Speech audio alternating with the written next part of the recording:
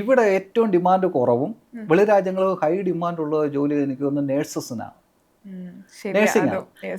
IT ജോബും വെളിയിൽ ഭയങ്കര ഡിമാൻഡുണ്ട്. പക്ഷേ IT ഇവിടെ വലിയ കുഴപ്പമില്ലാത്ത സാലറി കിട്ടുന്നുണ്ട്, അവിടെ കിട്ടുന്നതിൻ്റെ അത്ര ഇല്ലെങ്കിൽ. നേഴ്സസിൻ്റെ കാര്യത്തിൽ എനിക്ക് തോന്നിയിട്ടുണ്ട് ഇവിടെ വലിയ സാലറി ഇല്ല. അത് വിളിച്ചു കഴിഞ്ഞാൽ ഭയങ്കര സാലറിയാണ്.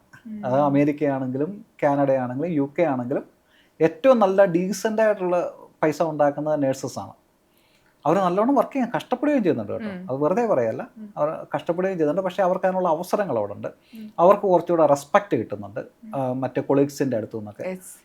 ഞാൻ ഇവരുടെയൊക്കെ ഇടയിൽ വർക്ക് ചെയ്തത് ഞാൻ നോട്ടീസ് ചെയ്തൊരു കാര്യം, ഒരു ഡോക്ടർ ഇച്ചിരി ഉയർന്ന കാറ്റഗറിയും നേഴ്സസ് ഇച്ചിരി താഴ്ന്ന കാറ്റഗറിയും അങ്ങനെയൊന്നും ഉള്ള നാടിനൊന്നും അവിടെ ഡോക്ടറിനെയൊക്കെ നേഴ്സസ് ആണെന്ന് ക്വസ്റ്റ്യൻ ചെയ്യുകയും ഒരു സൗഹൃദത്തിൻ്റെ രീതിയിലാണ് അവിടെ ഹോസ്പിറ്റലും ക്ലിനിക്കുകളും ഒക്കെ പോകുന്നത് കണ്ടിട്ടുള്ളത്. ഇപ്പം ഇവിടുന്ന് നാട്ടിൽ ഇവിടെ നമ്മുടെ കപ്പ ചോറൊക്കെ കഴിച്ച് നമ്മുടേതായിട്ടുള്ളൊരു ഫ്രണ്ട് സർക്കിളും അല്ലെങ്കിൽ ഹാപ്പി മൂഡിൽ നിന്ന് ജോലിയുടെ ഭാഗമായിട്ട് വിദേശത്ത് പോകുന്നു. ഏറ്റവും ആദ്യ ദിവസത്തെ ഏറ്റവും കൂടുതൽ മിസ് ചെയ്തൊരു കാര്യം എന്തായിരുന്നു? എൻ്റെ കൂട്ടുകാരെ തന്നെ ആയിരുന്നു.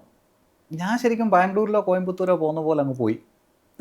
ആ ഒരു ലാഘവത്തോടാണ് പോയത്. മെല്ലെയാണ് റിയലൈസ് ചെയ്തത്, അയ്യോ ഇനിയൊരു തിരിച്ചു വരവ് ഉണ്ടാകുമോ. ഞാൻ ശരിക്കും സോഷ്യൽ മീഡിയ വരുന്നതിനുള്ളൊരു കാരണം ഇതൊക്കെ തന്നെയാണ്.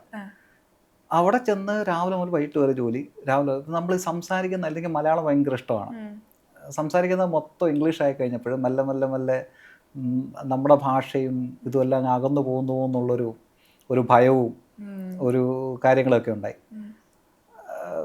കാരണം നമുക്ക് ഇതൊന്നും സംസാരിക്കുന്നതിനും എല്ലാം കൂടെ ജോലി ചെയ്യുന്നൊരു മലയാളികളൊന്നും ഇല്ലായിരുന്നു, ഒന്നോ രണ്ടോ ഉണ്ടല്ലോ, വലിയ ഇതല്ലായിരുന്നു. അങ്ങനെ തമാശകളും പറയുന്നതിനൊക്കെയുള്ള അവസരങ്ങളും ഒക്കെ ഇല്ലാതായി. നമ്മൾ മെല്ലെ മെല്ലെ അങ്ങൊരു ഈ ബ്രോയിലർ ചിക്കൻ എന്നൊക്കെ പറയുന്ന പോലെ ആ സിറ്റുവേഷനിലോട്ട് നമ്മളങ്ങ് അഡാപ്റ്റ് ആയിപ്പോവും. അങ്ങനെ നമ്മുടെ കൾച്ചറും വായനയും ഇതെല്ലാം അങ്ങ് അകന്നു പോകുന്ന പോലെ ഒരു ഫീലിംഗ് മെല്ലെ മെല്ലെ മെല്ലെ തോന്നി തുടങ്ങി. അതുകൊണ്ടൊക്കെയാണ് സോഷ്യൽ മീഡിയ ഇറങ്ങി. ഇപ്പോൾ അങ്ങനെ ഒരു പ്രശ്നമേ ഇല്ല. ഇപ്പോൾ ലൈഫിൽ ഒരു ഡ്രീം ഉണ്ടായിട്ട് അത് സക്സസ് ആവാത്ത ഒത്തിരി ആളുകളുണ്ട് സ്റ്റിൽ ഇപ്പോഴും. അവരിപ്പം ഈ പറഞ്ഞ പോലെ എന്നെ കൊണ്ട് പറ്റിയില്ല, അല്ലെങ്കിൽ എനിക്ക് സമയമില്ല, ഇനി എത്ര നാള് അങ്ങനെ ഇപ്പോഴും ഡിപ്രഷൻ അനുഭവിക്കുന്ന അല്ലെങ്കിൽ വിഷമിക്കുന്ന ആളുകളുണ്ട്. അവരോട് എന്താ ശരിക്കും പറയാനുള്ളത്? ചിലപ്പം അവരുടെ സ്വപ്നമായിരിക്കാം, അത് പല കാരണങ്ങളാൽ അവർ മാറ്റി അവരുടെ മുന്നോട്ടുള്ള ജീവിതത്തിന് വേണ്ടി പല ജോലികൾ ചെയ്യാണ്.